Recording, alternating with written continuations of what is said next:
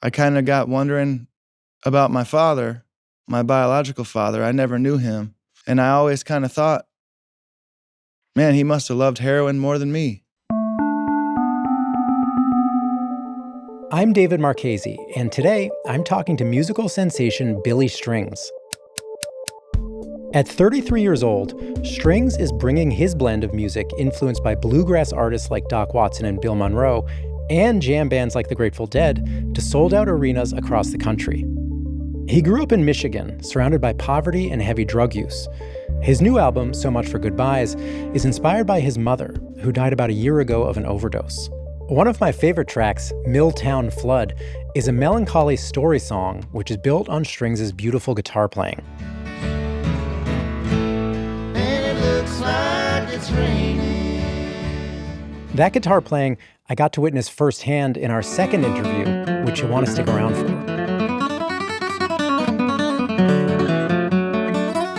Here's my conversation with Billy Strings. But first, a quick message. If you're not a subscriber, we have some news for you. You can now explore the Times for free without paywalls during your first month in the New York Times app. Just download the app, and we hope you enjoy it. Okay, on to the interview. Thank you for taking the time to do this. I appreciate it. Yeah, of course. You know, I wanted to ask, so you're playing all these sold out shows across the country this summer, and later in the summer you're even doing your own festival. It's pretty wild for someone who got their start playing bluegrass music and still plays music that's so informed by traditional bluegrass music to just have achieved what you've achieved. Was there a moment for you that stands out as sort of representing when you realize oh, this has actually gotten really big? Yeah. I went from playing in my bedroom to playing in coffee houses and pubs and restaurants and stuff like that. And eventually I was able to put in my 2 weeks at my day job, which was working at a hotel up in Traverse City. And at that point, I thought, man, if I never get any bigger than this, I'd be happy. I'm making a living playing music. I remember when I put out my first record, Turmoil and Tinfoil, I never thought about how the record would be good for my career. I was just trying to record these songs. I wrote down a bunch of stuff that was personal to me, and it was kind of like writing in my diary or something. And I just wanted to make this art, and I was really focused on that. And then I remember when we actually sold some records, and I was like, whoa. It was just kind of a big eye-opener to me. I never thought about the record helping to further my career. Can you tell me about the title of the new album, So Much for Goodbyes? What does that mean? Where does it come from? Yeah. My mom passed away last June, just over a year ago. I was actually on my way to a show in Kentucky, and I just woke up the next morning on the bus, and my wife came back and she told me the news. And to me, it was this kind of sad thing, this idea that I didn't get to say goodbye.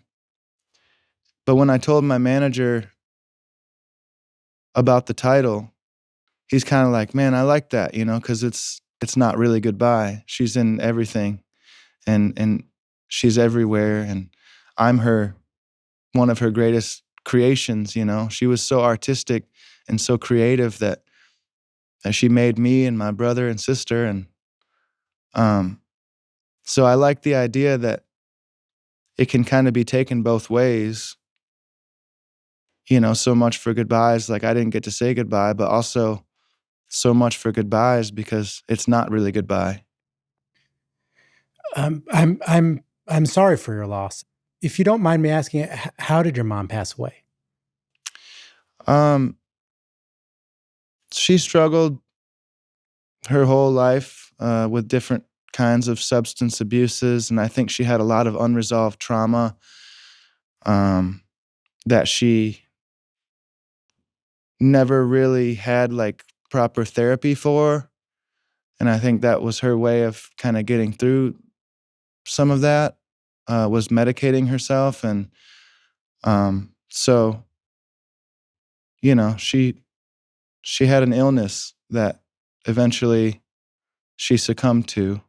So she died of an overdose, and it was a shock to me because I had no idea that she was using again, and she seemed to be doing really well, and her addiction, has caused a lot of trauma and stuff in my own life, and she's kind of like a conundrum because she's such a beautiful, amazing,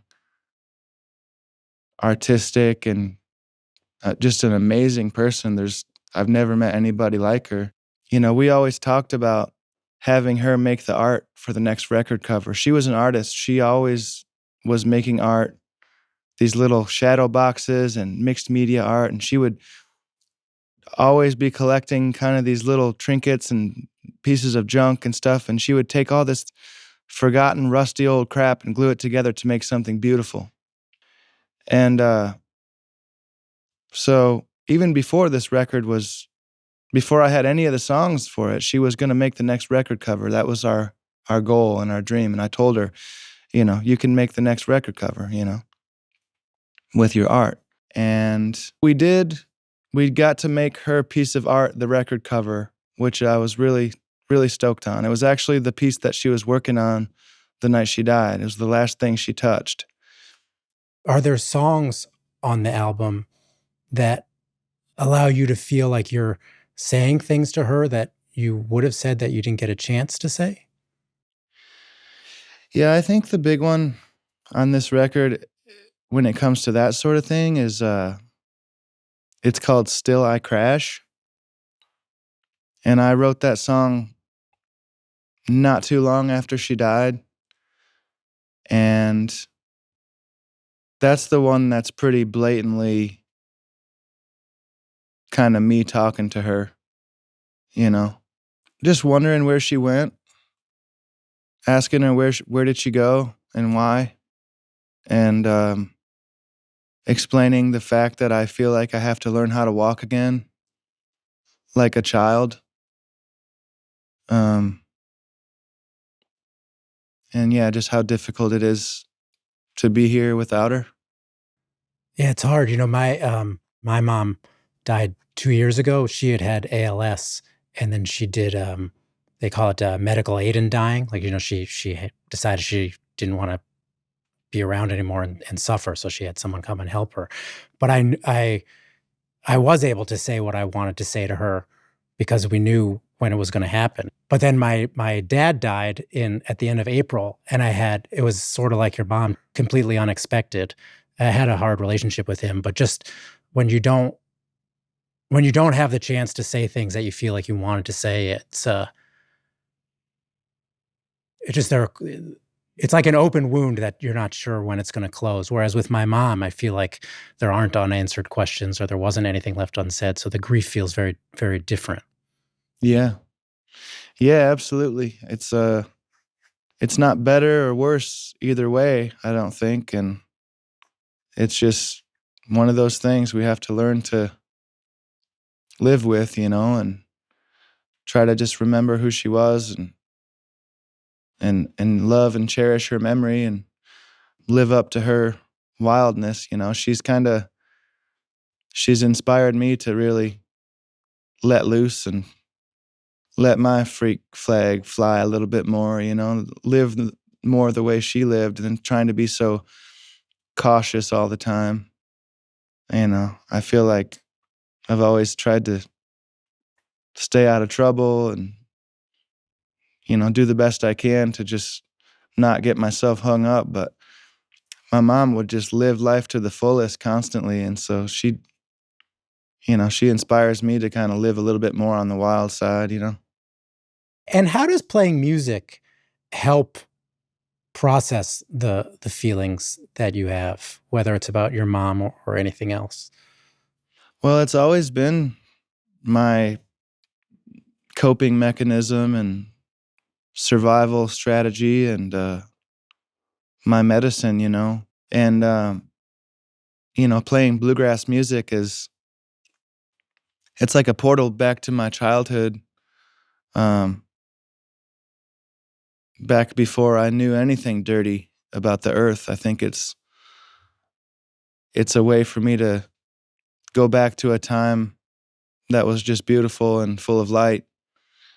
And it can give me deja vu, stuff like that, growing up playing music with my dad and then, songwriting and stuff like that. It's kind of my cathartic and therapeutic way of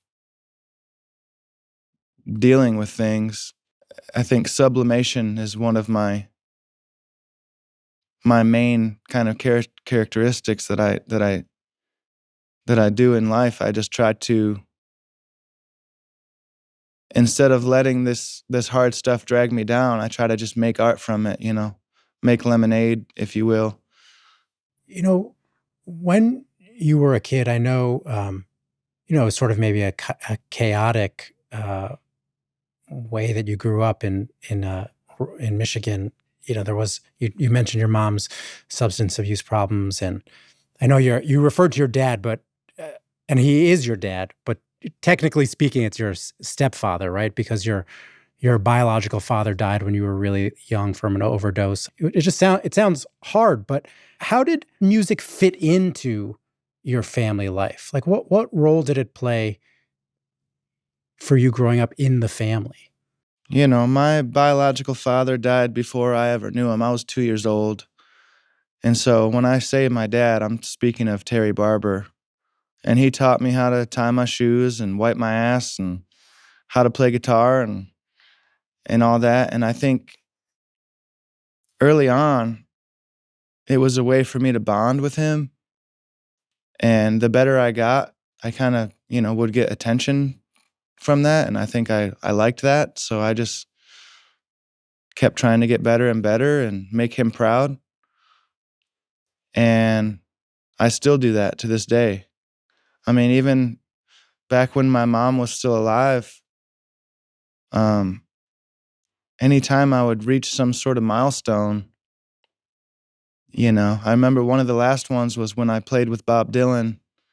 I'm calling my mom right before walking on stage, and I'm like, "You're never going to believe this. I'm getting ready to go play with Bob Dylan." But back when I was a kid, before any of the fame and all this stuff, it was just kind of our way of life. I mean, it was like, it's just what we did. We just played music around my house. It was, if I wasn't playing old bluegrass tunes with my dad, I was listening to my mom playing Beatles records and stuff like that. And I remember being a little kid, this is kind of a good portrait of how my mother was. I was probably maybe 7 years old, and she was playing the Beatles the White Album backwards for me, listening to Revolution Number 9. Right, for secret messages or something? Yeah, she was backwards masking, kind of showing me all how this stuff works, and I was just just a little kid, I was like, what the heck? But music was always, it was always a big deal. Did you also, what you just described sounds like very sort of buoyant and positive, and that was a natural part of how you were growing up. But then there was this sort of other darker side. Was it hard for you to make sense of those, of like the light and the dark in your family at the same time, or was it just that's just what you knew, and so you didn't really think about it? Well, I mean, early on, it wasn't so bad. I think by the time I was old enough to kind of remember stuff, like 4 years old or so, my parents, were doing pretty good. There was just some bush lights and, a few joints here and there. It wasn't anything hard or crazy. So my early childhood was really beautiful and surrounded by music and friends, and we had food in the cupboards. We lived in a trailer, but it was a nice trailer. And we got out of the trailer park and we got this place over in Muir. And we had a swimming pool, and my mom was digging in her garden, and things were good. And then it just started to go downhill. By the time I was 10, 11, 12, we moved into this other house that was a lot more kind of run down, and think my dad lost his job, and we just started struggling a lot more financially. That was at the same time that my parents were kind of falling into this addiction. And then after quite a few years of that, I just moved out. I moved out of my mom's house when I was 13. And I was trying to like guilt trip them into seeing what they were doing. I mean, there wasn't any food. My house was no longer a home. So I took off. My friend Brad came and picked me up in his truck, and I went and stayed in his basement for a while. And I was playing in a heavy metal band at that time, and I kind of was just couch surfing. And when I realized that me moving out wasn't going to change anything, that's when I was like, oh no, now I'm actually kind of homeless. When I moved out, I was trying to cause a big scene to try to guilt trip people into realizing what was going on, but it didn't work. So then I had to just figure it out. But eventually, I never disowned my parents, or I never like cut ties with them. And it actually became this kind of era of, I was a young teenager and I was starting into trying things myself. And eventually it became a really cool party house because I could show up there with several carloads full of minors and a bunch of half gallons of whiskey and stuff. And like, we can party at my house, my mom's, and they couldn't tell me no. My dad would always be like, you're not having all these minors drinking here. I'm like, okay, well, what are you going to do? Call the cops? So I eventually just started partying with them. And, when you lose people to addiction like that, especially as a young kid, you almost wonder why or what it is that's so powerful that basically took them from me. I mean, I remember a time, that's actually what the song Turmoil and Tinfoil is about. I was staring right at my mother. She's sitting right there, but I missed her. Yeah. She's not herself anymore. Her soul and her beautiful vibrancy is gone. It's just this kind of gray shell of a person that is really sick.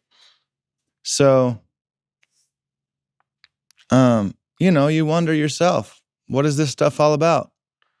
So, I was 16 the first time I smoked meth with my mom. And around that time is when I was probably 15 when I started doing coke. And by the time I was 16, I was doing speed and trying crack and stuff. And then a couple years later after that, I kind of got wondering about my father, my biological father. I never knew him. And I always kind of thought, man, he must have loved heroin more than me. So I always wondered what was so good that it was better than me. So that's when I, would try heroin and stuff like that, because I just had to see what it was all about. And so I don't know. I got a lot of that stuff out of my system early on. Yeah. And I think it was a good thing. I never really got hooked on anything because I was always surrounded by tweakers and junkies and stuff. So I saw how bad these people's lives were, and I never wanted to let myself get that far.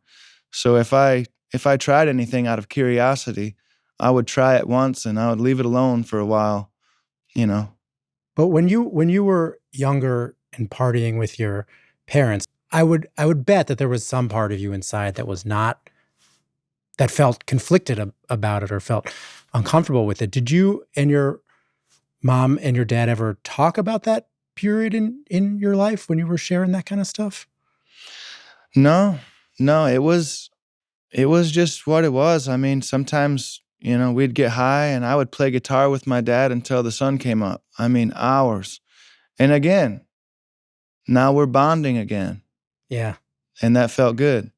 And it's, you had this sort of odd situation where you're playing guitar with your dad and you were getting praised for it and you were getting attention for it, even if sort of like the circumstances in which it was occurring were kind of rough circumstances. But when did you realize that you were actually like that you were good at guitar? Not just that you could, pick a tune, but that you had a real gift for it. I mean, that was early on.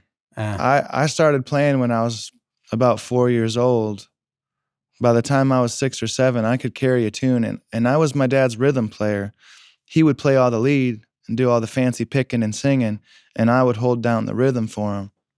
So by the time I was 6 or 7, I knew a lot of bluegrass songs, and one of the biggest moments for me was I was sitting in my dad's bedroom with him, as I would basically every night, sitting there playing 2 guitars, and he was teaching me the song Beaumont Rag. And we would play the tune, and I would mess up the second part every time. And, I stopped us right in the middle of the song. I said, "Stop. Why don't you just play it and let me listen?" And so that's what we did. I just listened to him playing it. And instead of trying to count, 1, 2, 3, 4 on the D chord and 1, 2, 3, 4 on the A chord, I listened to what he was playing. I listened to the melody. And so then I was like, all right, let me try it again. And instead of counting, I heard the melody. I heard what he was doing. yeah, he was cueing you, right? Exactly, yeah. And so yeah. and then I nailed it. And he was awful proud. He called my grandma, made her listen on the phone. And that was a big moment for me because he was awful proud, and I was proud. And that's when this listening thing started. When I was able to listen to the music more intently, and I could tell what chord was coming next. I used to think I was magic or something. I mean, I had no concept of music theory or anything, but my dad would play, maybe a G chord, and then he would play a G7th, and my ear would just lead me I'd be like, well, the next chord's probably going to be a C, and then it would be. I think bluegrass and folk music and hillbilly music like that, it's kind of better to learn it that way than to try to learn it from some academic point of view. It's better to learn it on the back porch and to let it just get under your skin, because then it's not some equation, it's a feeling. It comes from your soul. Was there a time when you started to really think that music and pursuing music could be sort of a way into a different kind of life than the one you were living? Like, did you think of it as like a way out? I never considered that. Growing up in the area that I did, and just growing up the way that I did, seeing music as a career, it just kind of seemed like a really far-fetched idea. Although when I was younger, like middle school and stuff, I mean, I used to think I was going to be, the next Jimi Hendrix or something. I used to dream about being a big rock star. But as I got a little older, I sort of realized that how, like I said, it's far-fetched, But I never thought of it as a career until I started I went out and did some open mic nights out there in Traverse City just for fun. Just because my friends and I would be at home and let's go to the bar, and, I could sign up and play a few tunes. And this was before I was even old enough to be in the bar. And I'd go up there and play a few tunes, flat pick a little number, and I'd get a standing ovation. And I started to realize, wow, this flat picking stuff, this bluegrass stuff really gets people out of their seats. I mean, it's always been to me just something that I did around the house with my dad or whatever. Something that I like because it brings me back to my childhood. But people really react to it. And it's when I started to kind of realize, man, maybe I do have something here. And it's kind of like, wow, these people never heard of Doc Watson before, or what, Well, but as someone who knows about the predecessors, who knows Doc Watson, who knows Tony Rice, or one of my favorite players is Clarence White. You ever listen to him? Of course, yeah, beautiful player. And those are some of the greatest musicians who have ever lived, who play this incredibly beautiful music with such skill and heart. And they never attracted, tens of thousands of people to arenas or had sort of the mass success that you've been able to have. And do you ever wonder like why you and not them? You must wonder about that, right? Yeah. I mean, on one hand, I don't know. Right. Right. At a certain point, I stopped, like wearing a suit and combing my hair back with pomade and trying to pretend like I was born in the Appalachian Mountains and my, daddy was a coal miner, and kind of doing this whole Civil War reenactment. Um, and I started just being myself. And I also allowed the other influences from other kinds of music that I enjoyed. I enjoy everything from hip hop to jazz and classic rock and heavy metal and, death metal and hardcore. And I played in heavy metal bands and stuff.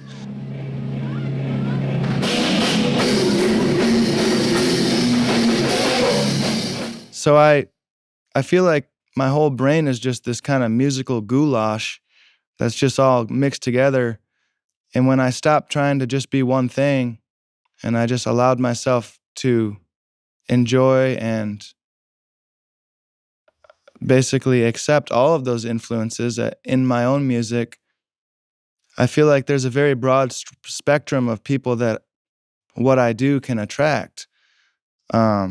People, everyone from metalheads to old bluegrassers to people that are into more improvisational music like the Grateful Dead. I mean, I got people from young teenagers to 70, 80-year-old people in my crowd. And I play a little bit of, for all of them. I've just always paid attention to, at least when I started to have a career in music, I paid attention to the marketing side of it too, the way that different bands from different genres would promote themselves.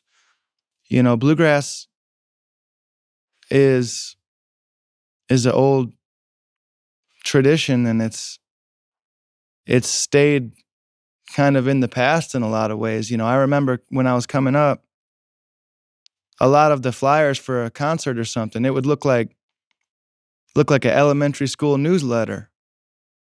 Meanwhile, I see these rappers and stuff, when they promote a concert, they have a video and everything. It looks like a movie, and so I thought, man, we should do that, or we should kind of mix these different ideas from different genres and stuff and just mix the way that different artists promote themselves and try to bring that over to the bluegrass scene. There is like a community of people who are Billy Strings fans. I know that outside some of the shows, there's like what do they call it? Like a shakedown street kind of situation where people are selling, I don't know what they sell, grilled cheese sandwiches or whatever, or selling weed and stuff like that. What do you think that community is looking for when they come to a Billy Strings show? I think that's a big part of the experience. It's not just the music, it's the camaraderie between all the friends that show up, and we never play the same song, the same way once. All these parts are not worked out exactly. A lot of it is very improvisational. So we have the way the song goes and we get that, but in the middle, every solo is different every time. And sometimes we get into parts of the show where it's a very long improvised piece, and that's where the audience and the band kind of come together to make this one big reciprocal thing. I've always kind of felt like the audience is in charge of the show. The more energy they give us, the more we can give back, and they start kind of being able to press on the gas or the brakes or steer us in different directions because we're just kind of vibing off what they give us. I was reading an article about you, and I think it talked about how before shows you used to get real anxious and have real stomach pain. Is that still an issue for you? I definitely get nervous before a show. Sometimes moments before I'm walking on stage, I feel like I might pass out, or I feel really lightheaded and weak.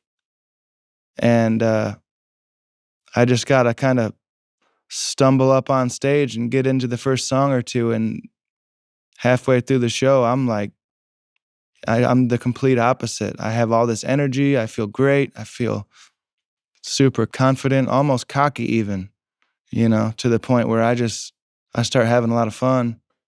And it's just the people's smiles that I think bring it out of me. And there is that sort of expectation from the crowd to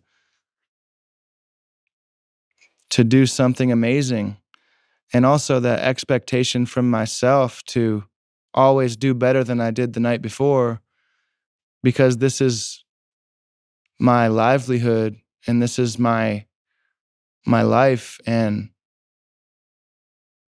at a certain point, deep in the back of my mind, I'm scared that this is all going to go away at some point, and maybe I'll have to go back to the way life was when it was really hard and surrounded by, there's this little devil on my shoulder that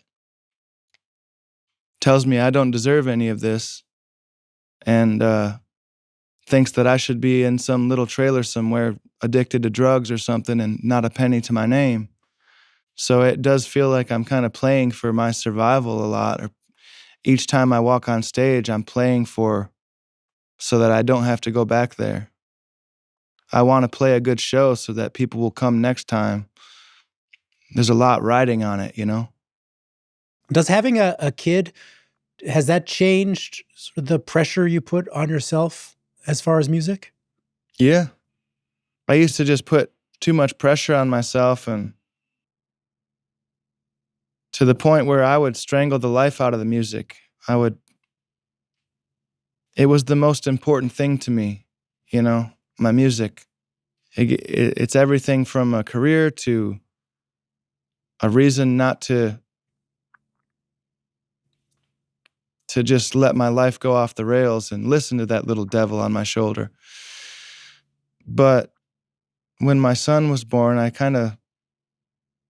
had a big change in perspective, and now I'm kind of just free to go sing and play. If my family's okay, then I'm free to go play and sing, and I'm singing from a place of joy in my belly now, and I have this little cosmic listener that I can sing to and sing for no matter what. And now I have an actual reason to go sing and play. When I leave my house to go on tour, I'm on a mission to provide for my family. I'm not just out there to stoke my ego. Was your parents' relationship with your fans and with the scene around your music? Yeah, the last few years of my mom's life, she got really involved with my fans and that whole lot scene. I mean, she loved it. That's kind of what she grew up with, going to concerts and hanging out and stuff. So she would go out there and mingle with those folks all the time. She had many dear friends that she met at the shows. And she would do things like take videos of them explaining what my music meant to them, and she would send them to me and stuff. She would always tell me, like, you have no idea how many people you've touched and how much your music means to these people. And I'm kind of like, just blown away by that. I wonder if that was maybe a tough situation for her to be in, also because of the partying. Yeah. I wondered about that, but at a certain point, people are going to do what they're going to do. And that's kind of one thing I learned from this whole thing is you can't change somebody's life, You can't, people are going to do whatever they're going to do, and you got to just love them for who they are and accept whatever happens, Do you think that's true? People are going to do whatever they're going to do? I do. You can't change? I mean, you can change for sure, but you got to want to be the one to do it. I'm just saying I can't impose my will on somebody else to expect them to change. I don't think that's a possibility. I've always just wanted my mom and dad to have a good life, and for my mom to have a garden, and for them, they're getting older. My mom was 64. I thought, in my mind, it's like I just want them to grow old and start being these boring old people that, go up north every once in a while and sit at home and watch the Andy Griffith Show or whatever. But that's what was in my mind, not theirs. My mom was living her best life. She was out there having a good time right up until the end, which again is still inspiring to me in a way, where she didn't want to grow old. She'd rather kind of run and gun right until the end. You mentioned a couple times, this idea of not wanting to go back to the life you had. But if the music had not taken off, what would a good life have been for you? Just working a job that I didn't absolutely hate. Just making enough to have some food in the cupboards and a roof over my head, and not being a drug addict, I think, would be good enough. But it turned out pretty well. Yeah. Yeah, like I said, I got a lot of stuff out of my system early on, and so now I'm 10 years sober from alcohol, and I'm definitely drawing a line in the sand here. All this generational trauma has to stop with me, and I'm going to give my son a life very different from mine. Since my son was born, I kind of stopped smoking weed too, so I've been totally sober for like almost a year now. Except for now I like coffee. I never was a coffee drinker before. As far as vices go, I think you're allowed that one. Yeah. I wake up and my wife always makes a pot of coffee, and man, I'm to the point now where I go to bed excited about that cup of coffee in the morning. It's good to have something to live for. Yeah. Yeah, it's good. I understand why people are into that stuff now. But Billy, I really appreciate you speaking with me today and talking with me, about the tougher stuff. And, I think we're going to talk again maybe in a week and a half, something like that. But you're going to play a couple of tunes for us. I think you'll have your guitar with you. Awesome. Hey, thank you. I'll see you soon. On the interview, we talked to our guest twice. So about a week later, I spoke to Billy Strings again. And this time, he brought his guitar.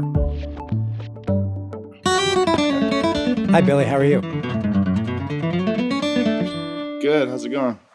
Billy, thank you for taking the time to speak with me again today. No problem. I thought, maybe just here at the top, you could play a traditional tune for us. I was thinking maybe something like The Train That Carried My Girl From Town. Sure. I could give it a try.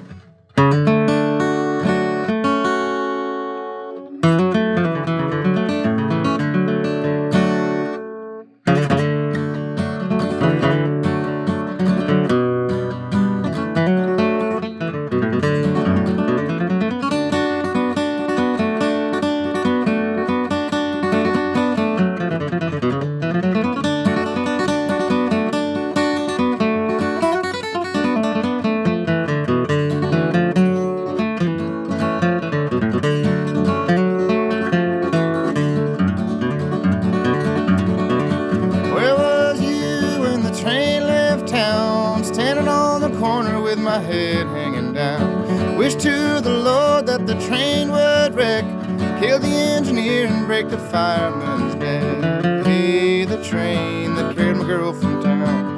Hey, hey, hey, hey.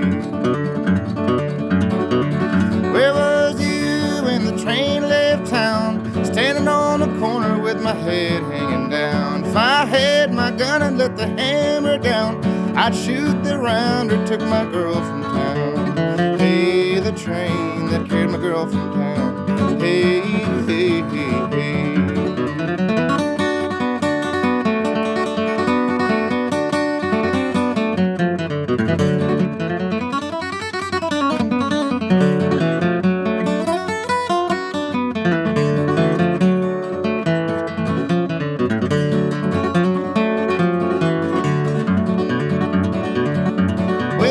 ashes to ashes and dust to dust. Can you show me the woman that a man can trust? There goes my gal, someone bring her back. She stuck her hand in my money sack. Hey, the train that carried my girl from town. Hey, hey, hey, hey.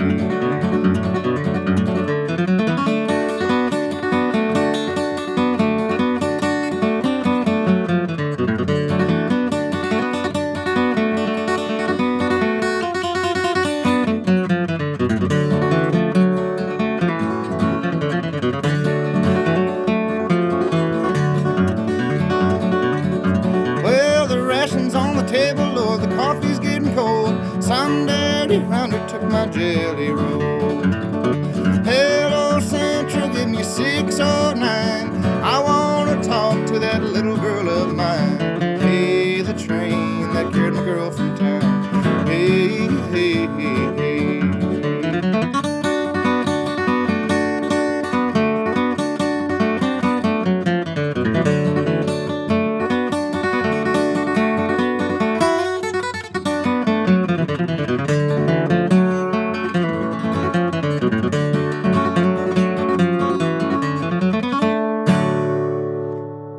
Hey, sounds good. Thank you very much. That was great. Yeah. I haven't had coffee yet. I couldn't tell. When you were starting out playing, what were some of the elements of bluegrass playing in particular that you found trickiest? I mean, because there's the speed, there's this precision, the articulation. It's not the easiest style of music to play well. What was the stuff that you kind of had to really practice at the most? Well, when I first started playing, I just played rhythm. And my dad played all the lead. So I would play.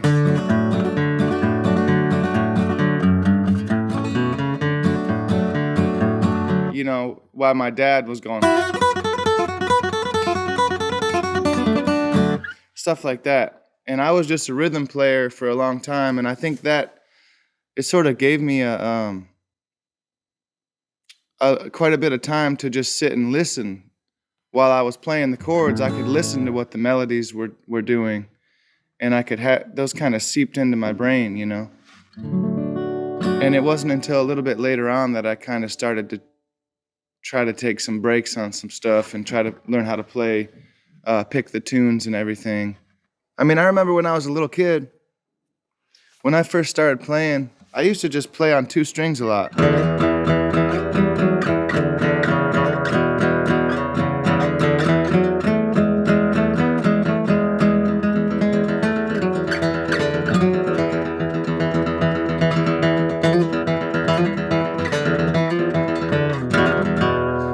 Just notice these different, that's all you need right there. When I was, I must have been, like I said, like 5 years old, just learning how to play guitar. And I would just sit there and do that.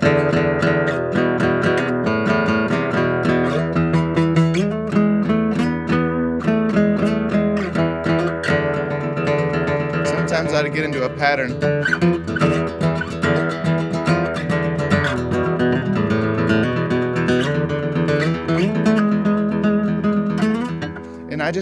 It sounded so magical to me. It sounded huge and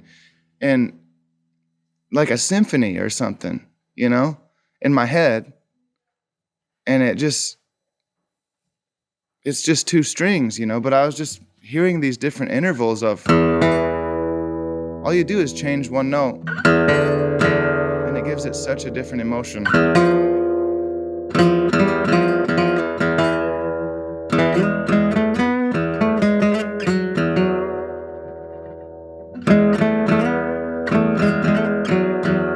Kind of hopeful or something. Sounds kind of like, I don't know if this is going good. It sounds kind of like resolved. It's like, well, whatever. When we were talking last time, you mentioned that one of the first instances where you really felt proud about your guitar playing was when you were playing at Beaumont Rag with your dad, and he was sort of like cueing you with the melodies. I wondered, would it be possible to sort of demonstrate what you were talking about there, like how he was using the melodies to help you understand where to come in? Yeah. So Beaumont Rag, when I was playing it as a kid, see, I got this little thing here that's called a capo. It's kind of like a cheater. It changes the keys without having to change the chord shapes, right? Right. Yeah, so I didn't use one on this tune. I played open like this, and I would play.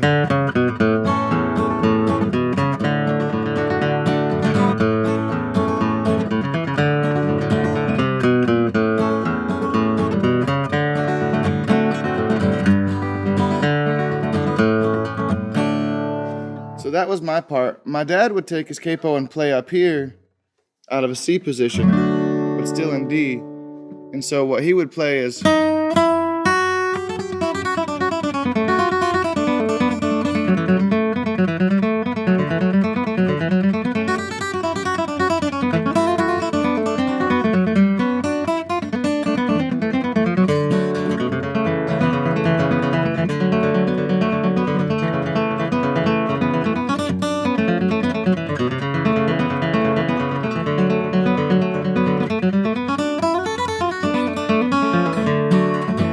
And so on.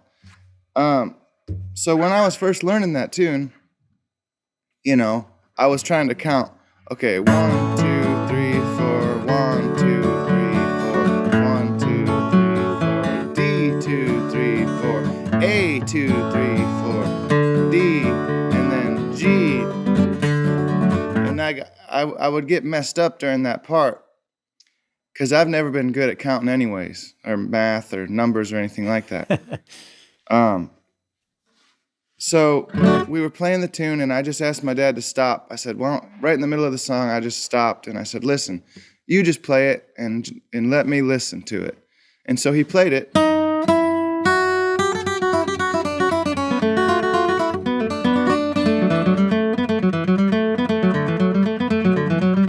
And I started hearing what he was doing. I wasn't counting. I was listening, you know, da da da da da da da da da da da da da da da. And then he goes, and then on the second part he would go. And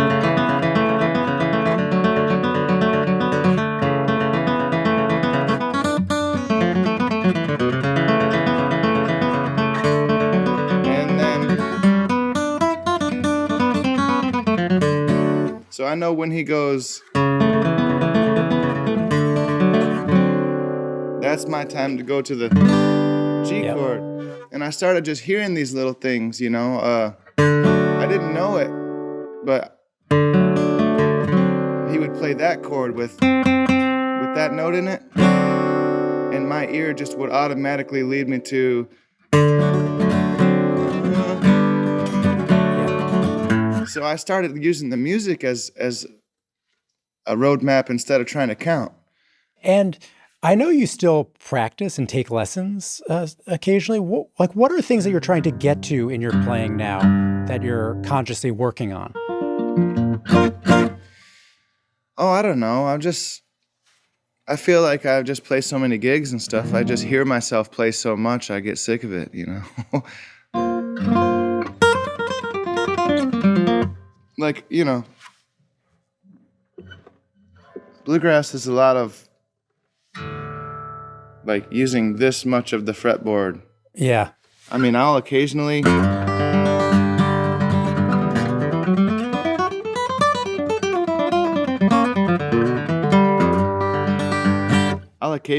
slide up here and get a little stuff, but there's no money past the fifth fret.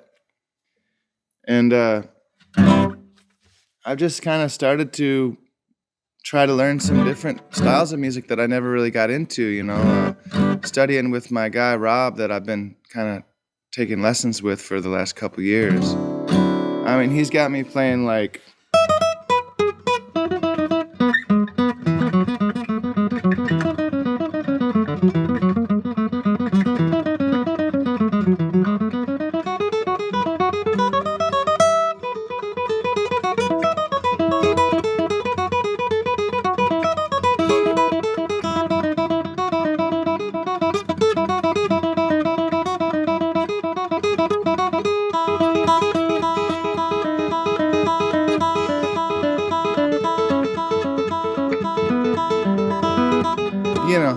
Yeah. like Bach, and just trying to expand my horizons, I guess.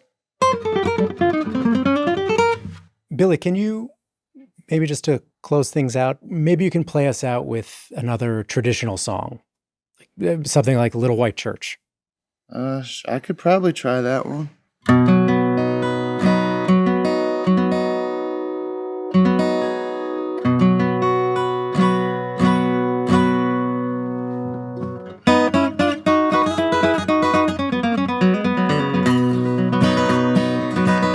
There's a little white church in the valley that stands in my memories each day, and it sings, I can hear the bells ringing, though I am many miles away. And many times on Sunday morning, the whole countryside would gather there. They would all kneel down by the altar as they lifted up their voice in prayer. Oh, the church in the valley, Little White Church is the place I love so well. I'm sad and lonely, yes, I'm sad and lonely for the Little White Church in the dell.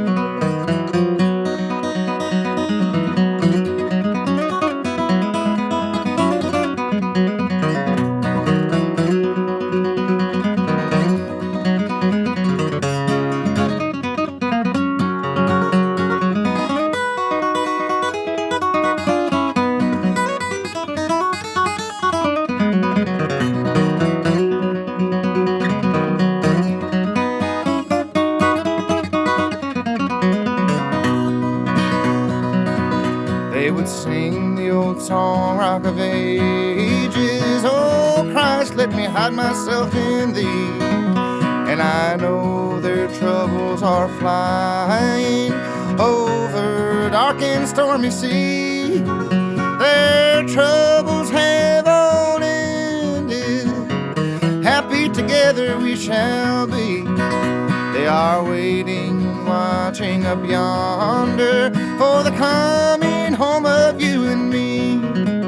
Oh, the church in the valley, that Little White Church is the place I love so well. I'm sad and lonely, yes, I'm sad and lonely for the Little White Church in the dell. I'm sad and lonely, yes, I'm sad and lonely for the Little White Church in the dell.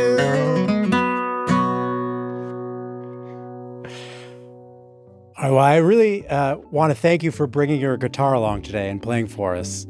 I appreciate it. Yeah, no problem. I usually don't make any good music until after 3 p.m. Thank you again for taking all the time.